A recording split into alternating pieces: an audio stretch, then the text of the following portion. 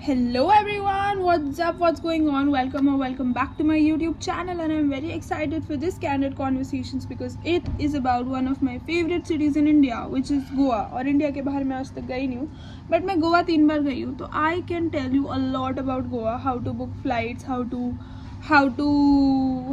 go on what beach, कहाँ जाना चाहिए, क्या खाना चाहिए, etc. and how to do it on a budget. The number one most important thing is booking your flights, क्योंकि flight book करे बिना आप पहुँचोगे कैसे. So if you are going from a destination like Pune, Bangalore, Mumbai, तो flights are pretty cheap. So you can even find flights between 1800 2000 to 3000 3500 and तुम आराम से गोवा पहुँच सकते हो बहुत कम पैसों में, बहुत कम समय में, जस्ट एक फ़्लाइट पकड़ के. And there was a time जब गो एयर चलती थी, तो मैंने बैंगलोर से टिकट कराई थी गोवा की just for maybe 1600-1700 rupees. So it's that cheap sometimes. And pro tip is कि अगर आप 1 बजे, रात के 1 बजे के बाद सेम फ्लाइट के प्राइसेस चेक करोगे तो प्राइसेस मोस्ट केसेस में ड्रॉप हो जाते हैं रात के 1 बजे के बाद. तो ऐसी छोटी छोटी हैक्स हैं जो आप यूज़ कर सकते हो सस्ती टिकट्स कराने के लिए. स्काई स्कैनर पे टिकट्स देखो, गूगल फ्लाइट्स पे टिकट्स देखो, और रात के 1 बजे के बाद सेम टिकट देखो. अगर आपने फाइनल कर लिया कि आपको इस फ्लाइट से जाना है तो आपको वो टिकट चीप मिल जाएगी. ऑल्सो अगर आप दिल्ली जैसी डेस्टिनेशन से जा रहे हो, दिल्ली टू गोवा, तो यूजुअली फ़्लाइट्स के prices are between 4500 to 7-8,000, sometimes 10,000 as well. ठीक है, तो इधर वेरिएबिलिटी ज़्यादा हो जाती है. अगेन वन हैक इज़ रात के 1 बजे के बाद टिकट देखो, जिसमें 300-400 रुपये का डिफरेंस समझ में आ जाएगा. Second hack, not a hack, but second thing is कि इंटरकनेक्टिंग फ़्लाइट्स भी होती है. तो बेसिकली ऐसे इंटरकनेक्टिंग फ़्लाइट होगी अगर आपको बहुत सस्ती चाहिए ना, आपके पास ज़्यादा टाइम है, दिल्ली टू बैंगलोर, फिर बैंगलोर में 4-5 घंटे का लेओवर होगा, उसके बाद आप जाओगे Goa. So something of this range also happens. And मैं एक बार गई हूँ, बट वो एक बार के बाद मैंने हाथ जुड़वा लिए थे, क्योंकि भाई 6-7 घंटे का layover for like going to Goa. Goa जाने से पहले ही मेरा एकदम थकान हो गई थी मुझे, मेरे अंदर इतनी एनर्जी नहीं है, तो मैंने इस बार तो डायरेक्ट फ्लाइट कराई. कमिंग टू योर स्टेज, तो basically Goa is again divided into north Goa and south Goa. North Goa is allocated to all the young people, party places. South Goa is more peaceful, more honeymoon sort of location, more cleaner, because again party नहीं हो रही है उधर, beer की bottle गिराने वाला कोई नहीं है. But the thing is I haven't been to south Goa. मैं 3 बार नॉर्थ ही गोवा गई हूँ, क्योंकि मुझे पार्टी से ही मतलब है, मतलब मुझे पार्टी करनी है. And I can not imagine a Goa trip without a party. और मेरे पास तो कोई हनीमून पार्टनर नहीं है ना कि मैं साउथ गोवा जाऊँ. क्या करो भाई, मैं साउथ गोवा जाके अभी I am young. So I can tell you about north Goa. तो नॉर्थ गोवा में सबसे बेस्ट बात ये है कि नॉर्थ गोवा में पार्टी भी होती है. नॉर्थ गोवा की बीचेस भी अच्छी है, and one of the best beaches I like is Arambol. I like the Ozran beach, Romeo Lane वाली Ozran beach is nice, Arambol is nice, Morjam is nice. So Arambol and Morjam are my top 2, and हम उधर ही गए थे.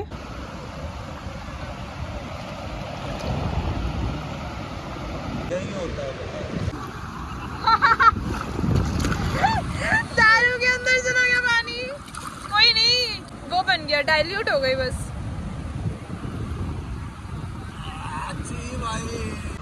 देख रही है ये तो ठीक है, देखो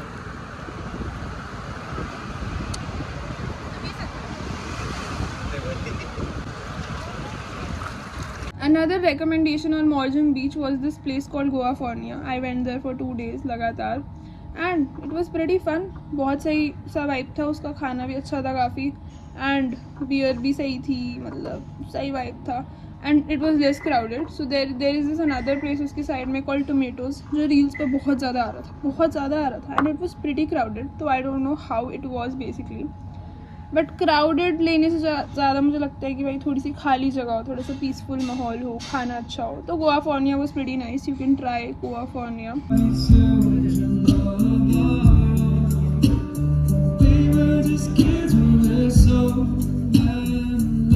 One time I was staying in Zostel Morjam, which is 1.5 kilometers from the beach, and the other time I was staying in Bohim Morjam. दोनों साइड बाय साइड है, ऑलमोस्ट कॉमन वॉल ही है, ठीक है.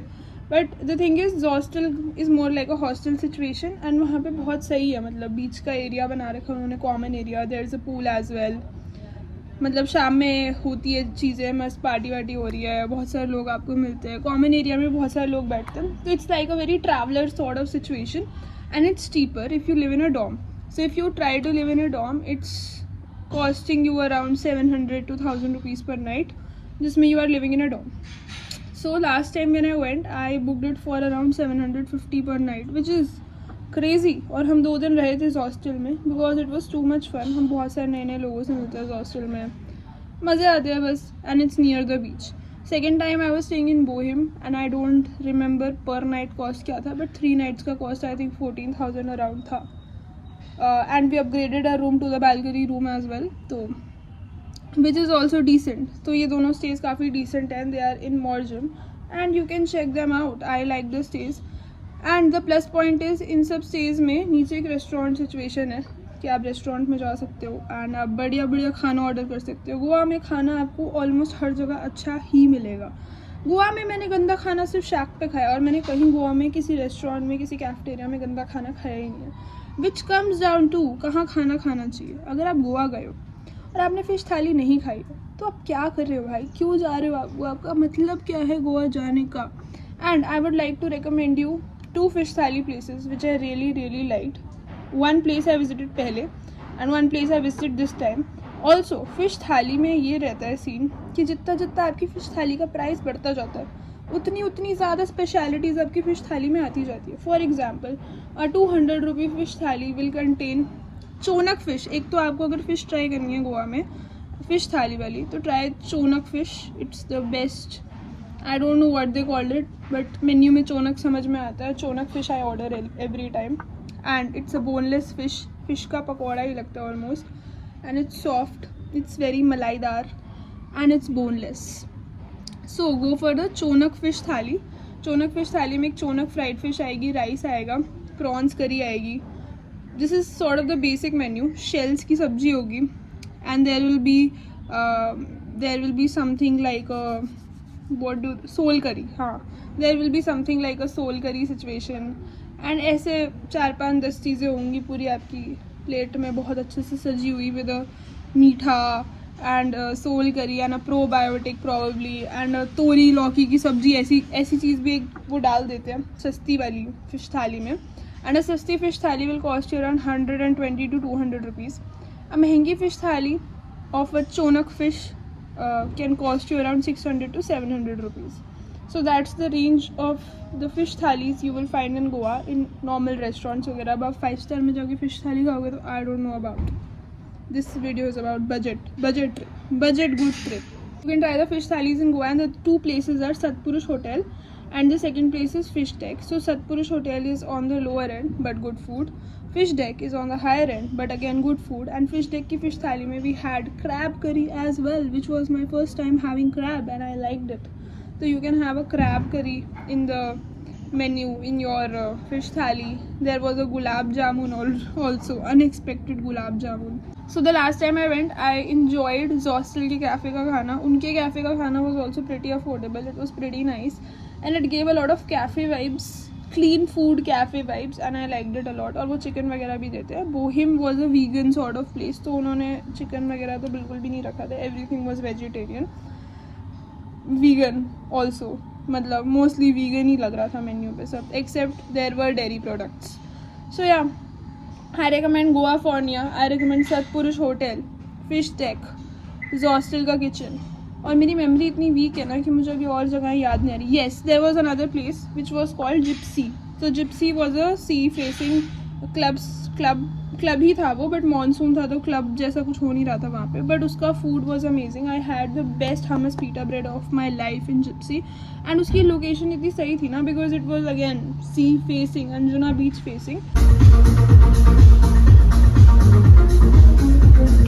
पूरी बारिश में गीले होने के बाद मेरी एक डिमांड थी कि मुझे कॉफ़ी मिल जाए और उनकी कॉफ़ी मशीन ख़राब है. कॉफ़ी मिल ही नहीं पा रही है भाई. क्यों नहीं मिल पा रही है कॉफ़ी? व्यू भी मिल गया इतना अच्छा, कॉफ़ी नहीं मिल रही है. पर इरिटेट हो रही हूँ मैं अंदर से क्योंकि मुझे बस कॉफ़ी नहीं मिल रही है.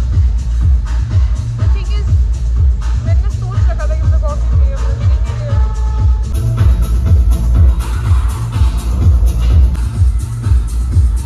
तो अब हमने सोचा for the sake of view coffee नहीं भी मिलती है तो ना मिले.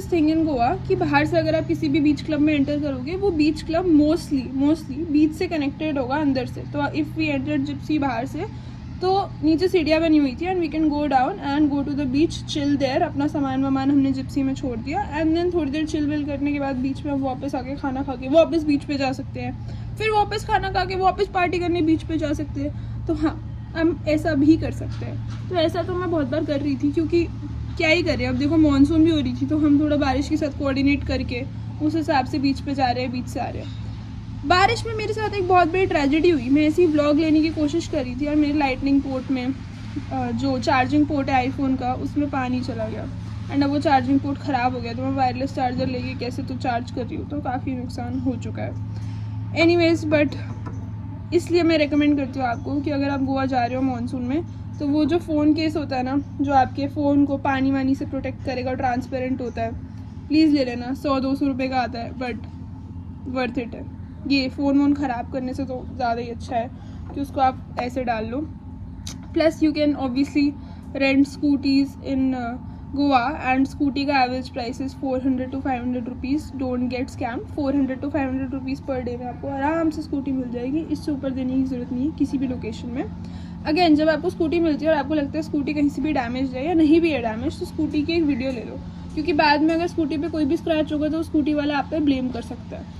स्कूटी को रेंट पे लेने के लिए आपको सिर्फ एक डॉक्यूमेंट की ज़रूरत है, आधार कार्ड. तो आप अपना आधार कार्ड उनको गिरवी रखवा दो और उनसे अपनी स्कूटी, अपने लिए रेंट पे स्कूटी ले लो. तो that's the logic Goa works on. Another tip is अगर आपको गोवा में फ़न करना है तो सबसे ज़्यादा फ़न चीज़ है बीच. ठीक है, just don't go to party जगह है और सिर्फ पार्टी वार्टी करके दारू पी के आ जाओ. बीच पे जाओ, अच्छे से जाओ एंड बीच का मज़ा लो.